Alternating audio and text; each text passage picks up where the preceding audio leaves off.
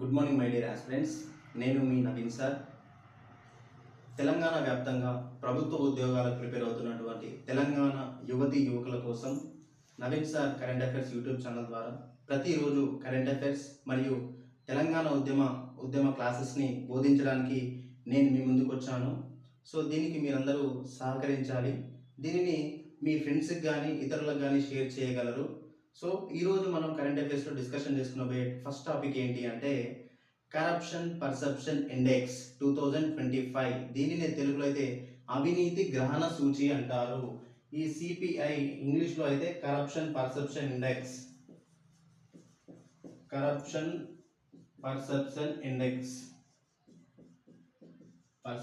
Index తెలుగులో అయితే దీనిని అవినీతి గ్రహణ సూచి అంటారు. తెలుగులో అయితే అవినీతి గ్రహణ సూచి.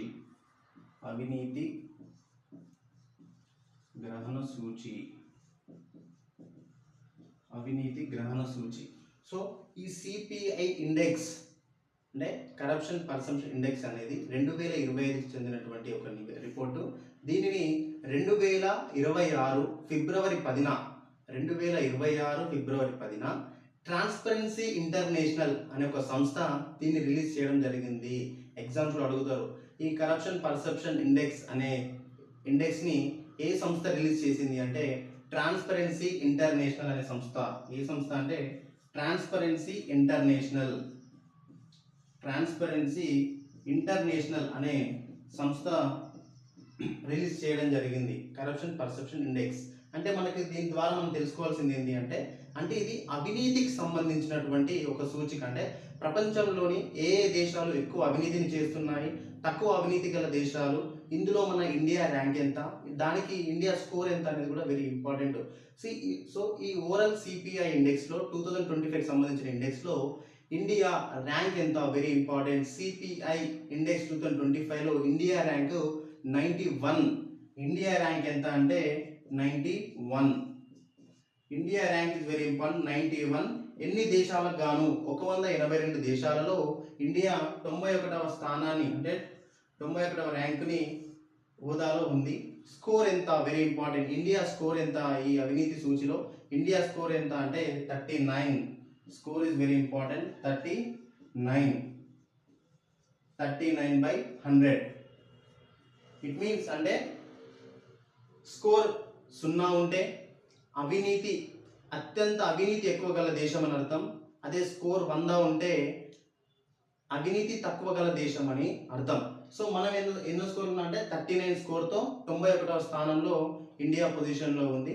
సో దీని ద్వారా మనం తెలుసుకోవాల్సింది ఏంటి అంటే మన పొరుగు దేశాలు ఏ స్థానంలో ఉన్నాయనేది కూడా వెరీ ఇంపార్టెంట్. ఇందులో చైనా 76, అదేవిధంగా పాకిస్తాన్ 136. చైనా 76, పాకిస్తాన్ 136, శ్రీలంక 107 ర్యాంకులతో అవినీతి సూచికలో ఉన్నాయి. సో అవినీతి తక్కువ గల దేశాలు వెరీ ఇంపార్టెంట్. అవినీతి తక్కువ గల దేశాలు ఏంటంటే 3 దేశాలు ఉన్నాయి. టాప్ పొజిషన్లో అంటే 100కు గాను 89 స్కోర్స్తో ఫస్ట్ ప్లేస్లో ఉంది ఏంటంటే డెన్మార్క్. ఫస్ట్ ఉన్నది ఏంటంటే డెన్మార్క్. సెకండ్ పొజిషన్లో ఉంది ఏంటి అంటే ఫిన్లాండ్. Denmark, Finland. థర్డ్ పొజిషన్లో ఉంది ఏంటి అంటే Singapore.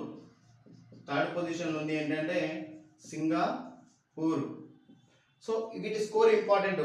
Denmark score 89, Finland score 88, Singapore 84. ఈ 3 స్కోర్స్తో తక్కువ అవినీతి గల దేశాలు ఇవన్నీ కూడా. ఈ 3 కూడా డెన్మార్క్, ఫిన్లాండ్, సింగపూర్ ఇవన్నీ కూడా 3 కూడా తక్కువ అవినీతి గల దేశాలు. సో మనం గుర్తుపెట్టుకోవాల్సింది ఏంటి అంటే ఈ కరప్షన్ పర్సెప్షన్ ఇండెక్స్లో ఇండియా ర్యాంక్ ఎంత? India rank 91. ఎన్ని దేశాలకు గాను? 182 దేశాలకు గాను India rank 91. Score very important. Score ఎంత? 39. స్కోర్ ఎంత? 39/100. దాంతో పాటుగా ఫస్ట్ పొజిషన్ అంటే ఏంటి? అవినీతి తక్కువ గల దేశాలు ఏంటి అంటే ఫస్ట్ ఏంటి? డెన్మార్క్ ఉంది. 89 89 స్కోర్తో డెన్మార్క్ ఫస్ట్ ప్లేస్లో ఉంది. Second Finland 88 score.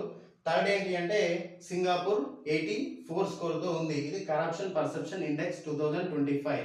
మనం దీని తర్వాత మనం నేర్చుకోవాల్సింది ఏంటి అంటే మరి ఇండియాలో అవినీతిని తగ్గించడానికి పనిచేసేటువంటి సంస్థలు ఏంటి సిబిఐ.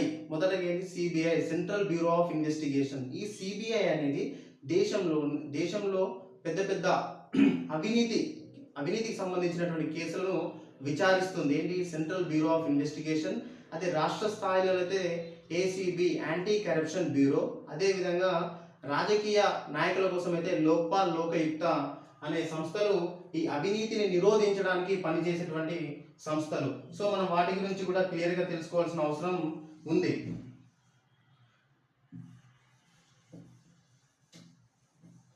సో మనం ఫస్ట్ తెలుసుకోవాల్సింది ఏంటి అంటే మొదటగా అవినీతి నిరోధక సంస్థ అయినటువంటి సెంట్రల్ బ్యూరో ఆఫ్ ఇన్వెస్టిగేషన్ గురించి మనం తెలుసుకోవాలి. సిబిఐ గురించి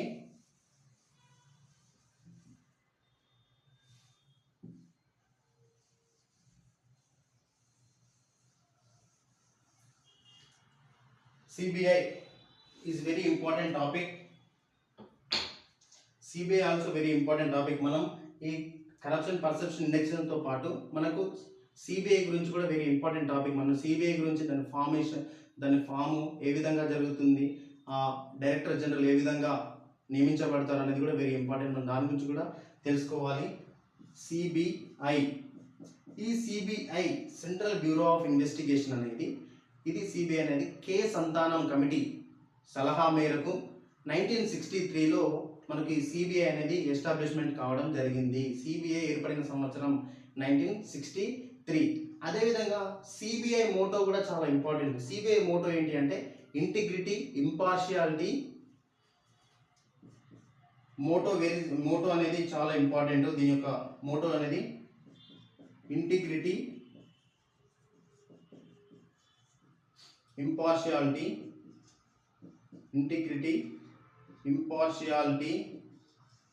అదేవిధంగా ఇండస్ట్రీ.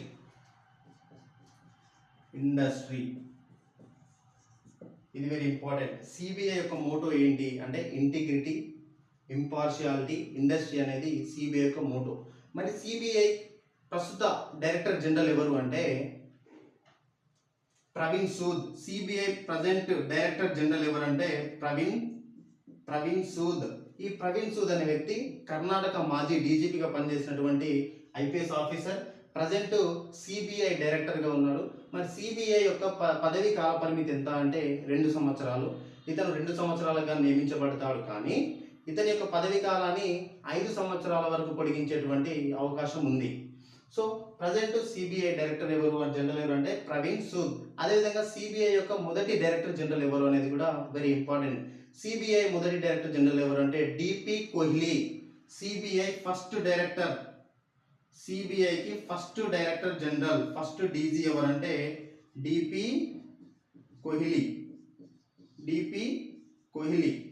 మరి ఈ సిబిఐ డైరెక్టర్ని నియమించేటువంటి ఒక హై లెవెల్ కమిటీ ఉంటుంది. ఆ హై లెవెల్ కమిటీలో ఎవరెవరు సభ్యులుగా ఉంటారు అంటే ప్రధానమంత్రి, అదేవిధంగా లోక్సభ ప్రతిపక్ష నాయకుడు మరియు భారత ప్రధాన న్యాయమూర్తి ఉంటారు. ఎవరుంటారు సిబిఐ డైరెక్టర్ని నియమించే దాంట్లో ఎవరుంటారు? హై లెవెల్ కమిటీలో మెంబర్స్ ఎవరుంటారు అంటే సిబిఐలో PM plus LOP Lok Sabha opposition leader plus CJI chief justice of India.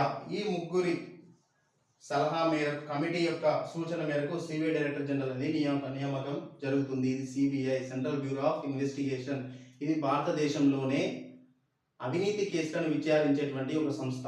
So ప్రధానంగా మనం అవినీతి గురించి డిస్కషన్ చేస్తున్నాం కాబట్టి ఈ అవినీతి సూచి అనేది ప్రస్తుతం భారతదేశంలో ఒక ప్రధాన అంశంగా ఉంది అవినీతి అనేది. సో అవినీతి ఏ రకంగా ఉంది అంటే రాజకీయ నాయకుల అవినీతే కావచ్చు, ప్రభుత్వ ఉద్యోగాల అవినీతే కావచ్చు. సో ఏ విధంగా చూసినా కానీ ఇంకా పేదవాళ్ళుగానే ఉంటున్నారు, ఉన్నవాళ్ళుగానే ఉంటున్నారు. కలిగినోళ్ళ కలికి మేడకెదుటే మురికి వాడ, కారులో నా దొరల ఓరు మరి కడుపుతో తిరుగునొకరు. చూడవే పేదల కలిపోరు, ఇదే నా దేశం మారిన తీరు. రాజ్యంలో రాజకీయ జెండాలు తప్ప మరేది మారలే. అడగవే అమ్మా, ఈ భారతదేశం ఎదుగుతోందట, అడగవే అమ్మా.